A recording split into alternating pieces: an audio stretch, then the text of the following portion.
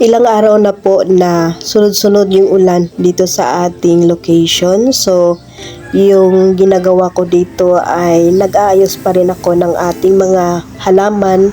Katulad nitong ating holly plant ay tinanggal ko sila dun sa ating flat, and then meron akong inayos doon. So, heto at tinanim ko muna sila dito sa isang pot. So, heto yung mga nakuha nating buto and then na itanim natin dun sa lupa, directly na sa lupa. So, heto at aayusin ko yung ating mga halaman. So, ngayon ay sobrang malamig. And then, ayan, medyo makulimlim pa rin dito sa ating location. Hello everyone, ito po si Charching ng Succulent Davao. Welcome sa ating YouTube channel. And for today's video, so heto ang continuation ng ating pag-ayos dito sa ating munting garden. So, pasensya na po at medyo mahamog. Ayan, hindi masyadong klaro, medyo blurred yung ating video. So, yan at maulan pa rin po dito sa ating location. Ayan, meron pang bagyo ata. Ayan, so yung ating mga halaman, yung mga bago kong nilipat na succulent ay hindi ko muna nilagay doon sa bougainvillea area. So, dito muna sila sa ating terrace. And then, heto naman sila ay galing doon.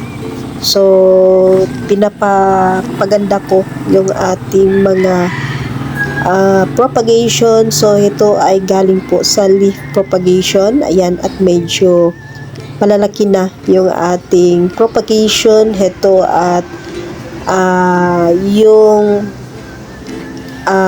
nilagay ko dito sa area na to ay heto yung pinaparami ko sa ating munting garden. So, yan. At meron tayong ano to siya, variegated pachytoid. So, hindi ko masyadong na kuha yung kanyang ID. So, pachyphytoid or pachytoid. So, medyo hindi ako sure. Heto naman yung ating Adolphii ay sobrang marami na po dito sa ating munting garden. So, yan. At kung napapansin nyo, yung ating mga succulent ay green na green. So, dahil yung weather natin ay, ayan, maulan pa rin. Siguro mga 2 weeks na walang masyadong straight na araw. So, yan. At green na green yung ating mga succulent. So, yung ating heto sila ay from leaf propagation. So, medyo malalaki na. Ang ginawa ko lang dito para maging ano sila, woody, ay tinalanggalan ko sila ng dahon sa baba. So, ayan, at nakakuha tayo ng heto pa rin yung pinaparami ko din, yung ating ano to siya, Mendozae. So, hindi ko sure kung Mendozae or Merinay kasi meron akong nakitang medyo maliliit yung dahon. So, nakabili kasi ako before ng Merinay. So, heto at parang Mendozae siya. So, yan, at meron din tayong heto yung Supreme. And then, hinahanap ko pa rin yung ating, meron kasi akong, anong tawag doon, yung, ito siya, Supreme to. Kitang-kita na Supreme, yung kanyang dahon. So, meron akong hinahanap yung Ghosty. So, ito meron tayong Darly Sunshine. So, from leaf propagation, ganyan na siya kalaki. Yung ating Darly Sunshine, hindi lang klaro yung dahon kasi hindi pa siya na expose sa sunlight. So, yan, Darly Sunshine. Medyo ano na siya, lush. So, from leaf propagation, ayan, medyo malalaki na. And then, parang konti pa lang yung ating ano dito, Darly Sunshine. So, heto at meron pa ring Adolphii. So maganda kasi yung Adelphi, sobrang ano siya, yung tibay. Ayan, hindi masyadong lapitin ng fungus. Nilalapitan siya ng yung mealybugs, pero hindi siya nasisira. So heto, at meron din tayong Nilotii. Ayan, marami na tayong na-propagate na Nilotii. So heto yung matibay na kalanchoy dito sa ating munting garden. So meron din tayong variegated yan. And then ito, at ano pa rin to, Supreme. So yung Supreme natin ay medyo marami-rami na rin. Marami akong nakitang Supreme dito sa ating munting garden. So matibay din yung ating Supreme. So meron tayong mother plant niyan. And then hinahanap ko talaga yung ghosty natin. So meron pa rin isang to siya, yung Nilotii. So yan yung nakalagay dito na area. So hindi pa natin siya binabalik doon sa sa bougainvillea area, kasi heto na mga nilagay ko dito ay gusto ko dito sila lumaki na area. So meron naman tayo doon sa sa may bougainvillea. So heto guys, yung sinasabi ko sa inyo na ginawa ko. Ayan, heto, at ito pa rin yung ating succulent na nakalagay sa So from leaf propagation, ayan na sila kalalaki. Halo-halo to, merong Dari Sunshine,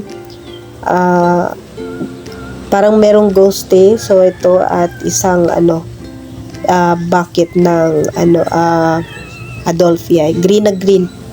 Ayan, ganyan po ang kulay ng ating mga succulent para pag walang araw. Straight na ilang weeks na walang araw. So ganyan po ka-green yung ating succulent. So update sa ating mga leaf propagation dito. Ayan, so nakikita na natin na meron ng pops. Ayan, yung ating Purple Delight. So meron din yung ating halo-halo na to. Merong parang Supreme. Ayan, halo-halo na sila dito. Dari Sunshine. Ayan. So yung ating heto yung sinasabi ko sa inyo guys na propagation ng or grafted na moon cactus. Ayan, so sa naman ito, mga 100% meron talagang hindi nag-success. So heto, meron na akong nakikitang hindi successful. Ayan, so hayaan muna natin yung hindi nag-success. So meron pa rin akong nakikita parang papunta na sa paalam na succulent or cactus. Ayan, so yung iba dito ay na to, parang 3 variety ng cactus. Merong iba-iba. So heto yung update sa ating mga propagation pa rin dito. Ayan yung heto yung pinapaganda ko, si Laura ata to guys. Kinuha ko siya dun sa labas. And then inayos ko kasi nagka-root rot. Ayan. And then meron tayo nakuha mga leaf propagation natin. So balik dito sa ating mga grafted. Ayan, so hindi ko muna sila tanggalan ng plastic or Ayan, heto, at inayos ko rin yung aking mga buto. Ayan, heto na sila guys, yung ating Mammillaria. Heto yung ating Mammillaria. Ayan, so medyo malalaki na yung tinanim ko na buto-buto ng ating Mammillaria. So maganda kasi pag seeds, kasi meron tayo nakikitang or meron tayong makuhang mga ibang naman variety. So ito yung Gymnocalycium variegata natin. So tingnan natin kung merong magandang makuha tayong magandang kulay ng Gymnocalycium variegata. So medyo malalaki na sila. ano lang, sobrang tagal lumaki ng cactus galing sa seeds. So, pag ganito guys, yung ginawa natin, pag na-graft natin sila ay mabilis ping lumaki yung ating mga cactus. Kaya, gumawa ako nito kasi meron din nagpa-reserve, and then soon kung magiging successful yung ating na-graft ay pwede natin silang pambenta. So meron na itong pa-reserve na yung iba dito kasi merong nagpagawa. So kung magiging successful, ayan, katulad nito, ayan, maaga pa lang na maalam na. Ayan yung ating mga nag-graft dito na side. So yung napapansin nyo, yung nagamit natin na rootstock dito ay Echinopsis. So ito ay matibay naman po na cactus. So yan, at ito muna yung ginawa kong rootstock dito sa ating mga cactus na dinugtong. So yung isa nating rootstock ay medyo matinik, ayaw ng ating buyer. So yan yung ginawa ko. So obserbahan natin kung okay yung ating rootstock na ginamit ngayon.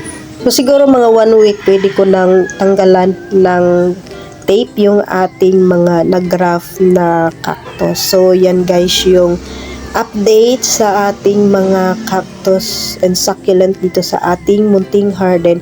And that's for today guys. Maraming salamat po sa inyong panunod dito sa ating YouTube channel. Thanks for watching and God bless.